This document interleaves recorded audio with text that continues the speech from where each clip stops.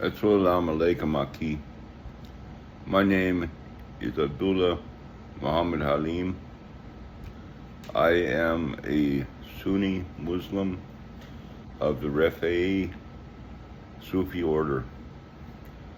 I want to give my story of how I came to Islam. People have asked me, what's your story? How'd you come? How did you revert? I'm going to tell you. I was in prison from 1998 until 2012. I was getting to be middle-aged. I was in my 30s. I was unaffiliated with any gangs. I was in the Chicago area. So basically, all the gangs there were like vice lords and gangster disciples. You had your white gangs, Aryan Brotherhood and Saxon Knights, stuff like that. I wasn't affiliated with any of them. So I was a loner. And not really out of fear, but yes, out of fear. I needed to find something to align myself with to stay out of trouble.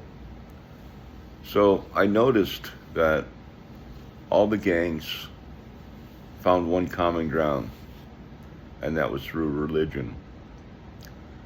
I was struggling with my Christianity at the time. I was raised a Lutheran. I had gone through Catholicism as the last act of teenage rebellion. I tried just about everything out there, and nothing seemed to work. So I noticed that the gangs were clustered together in Islam. In Islam, there were no gangster disciples, there were no vice lords. There was only Muslims. And they got together and they worshipped in harmony and stuck up for each other. I wanted to be part of something bigger. So on one Ramadan 2010, I went to the Chow Hall at the Islamic gathering for the first day of Ramadan, and I made Kalima Shahada. There was a imam there, prison raised, named Umar. I never really saw eye to eye with Umar. I say that I didn't really like him, but in Islam I got along with him because he was my superior. I said my Shahada, which I still go by today. Ashhadu in la ilaha illallah wa ashhadu anna Muhammadam Rasulullah. And in saying that, I believe that God is one, His name is Allah, and Muhammad is His messenger and prophet. I studied Islam throughout Ramadan of that year. I studied, and there was a mixture of people, as you would think that would be in any prison situation. Most were Sunni. I met one Shia. There was a lot of Sufis, mystics, whatever you want to call them. Most subscribed to the Kabir Haminsky Threshold Society version of Sufism. I read Kabir's books. I thought they were pretty cool. I've always thought of myself as a thinker. Now, when I took the Myers-Briggs personality inventory, I scored INFP as a healer, and we're kind of introspective, and I was drawn towards the mystic side of Islam. Well, I continued in Islam in prison for the next 2 years. When I got out, it fell away, just about like anybody's religion when they go to prison or jail or whatever. They get locked up and they go, oh God, oh please get me out of here. Well, when they get out, they've got out, they've accomplished their mission, and they forget about God. Well, the years pass. And sooner or later, I wanted to get away from a monkey that was on my back, which was alcoholism. And I was an alcoholic for years before prison. I drank a few times when I was in prison, not many. I mean, it was there, but it was all homemade, and it was pretty much garbage. But then I got out, and I became a bigger alcoholic, and I wanted to be free of it because I'd ruined my life, I ruined my family's life, and I just had a terrible time with alcoholism. So somewhere around 2023, I decided to get free of alcoholism. 2024, I had been sober for probably about 5 months or so, and 4th of July rolls around, and I decide, well, one more time can't hurt. Well, that one more time screwed me up, and I got drunk, and I got in an altercation with somebody that got in my face. They charged me with simple assault because I did not touch the person. I just stood up and I towered over him. I'm 6'6", and this guy was like 5'4", intimidation. And, well, anyway, that went to court. I went to jail. And, that's what happened. So I decided to make my sobriety a lifelong thing. So I wanted to get out of Douglasville, Georgia, where I was. And I started looking for halfway houses in South Carolina where my dad lives. Couldn't find any, but I found one in North Carolina called Anchor of Hope. So I moved to North Carolina, and I went to this Anchor of Hope place. And one day, I was getting tired of having to go to these Celebrate Recovery meetings, which is a Christian-based recovery 12-step group. And they always had this common theme with Christians of like, why doesn't God hear my prayers?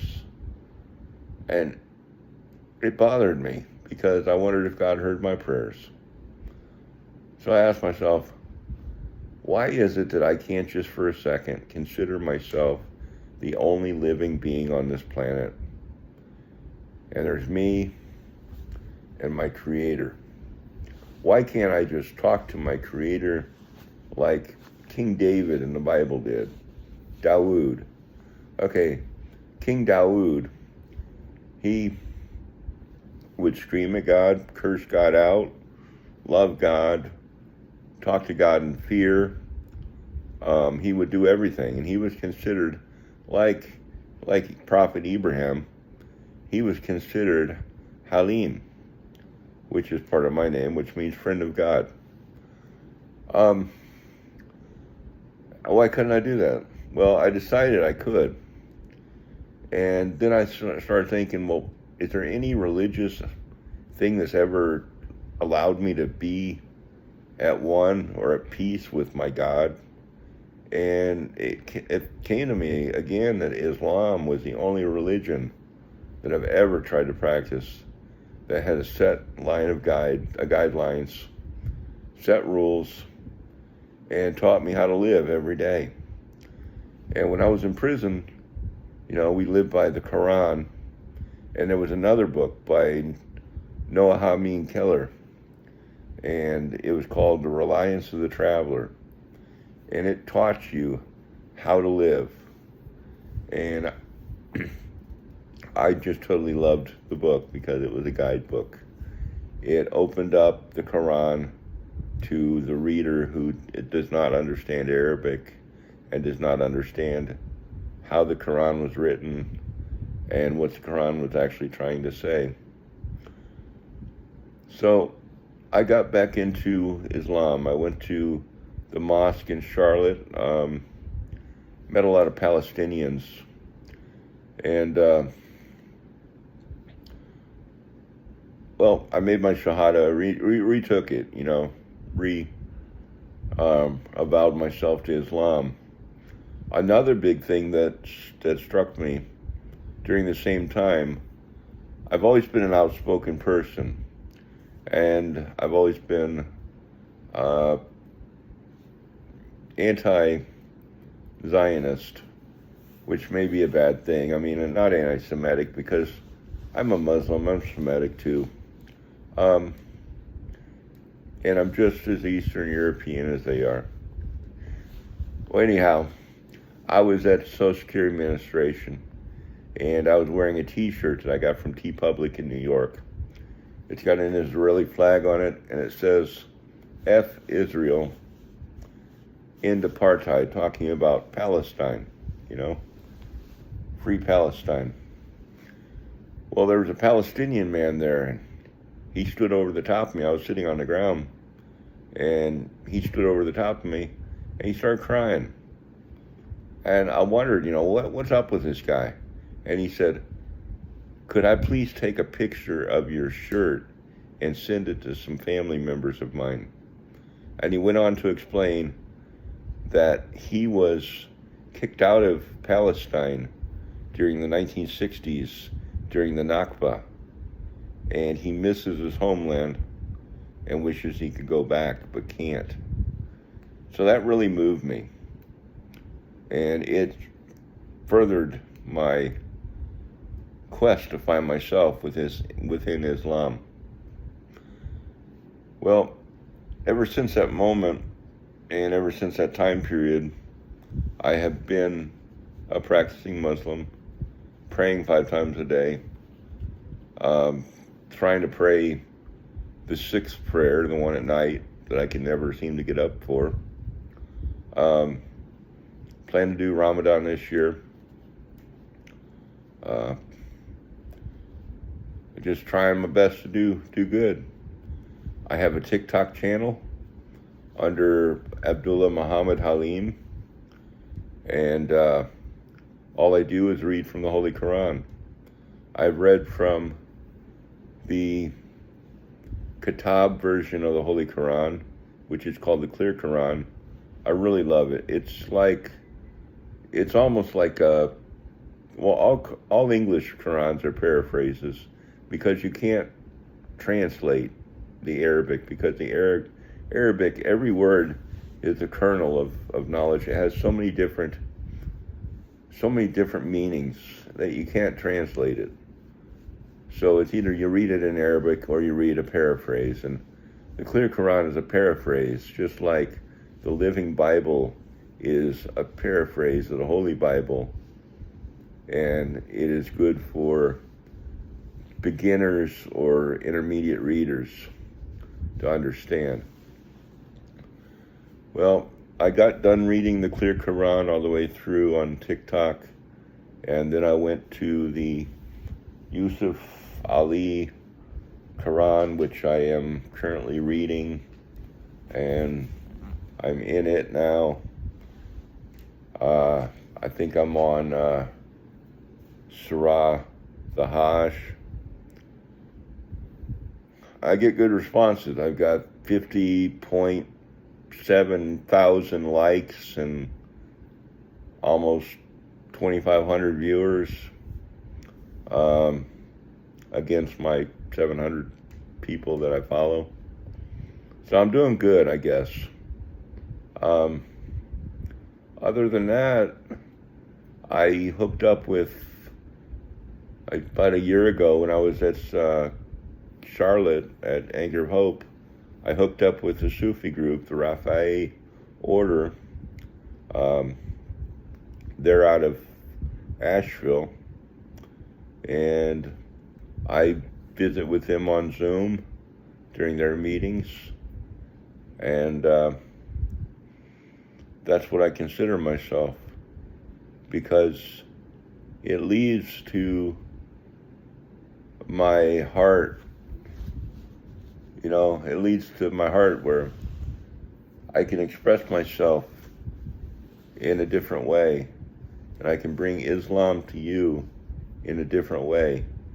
I can read it I can read the Quran on TikTok and be just speaking the words of the Prophet, alayhi wasalam. But also in everyday life, you can see me going down the street,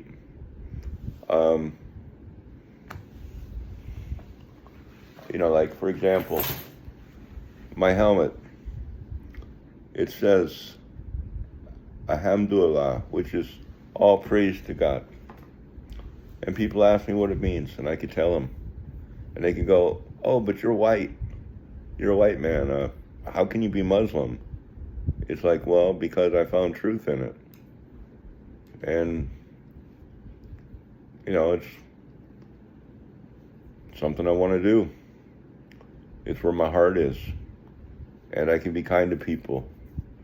And I can teach people about Islam.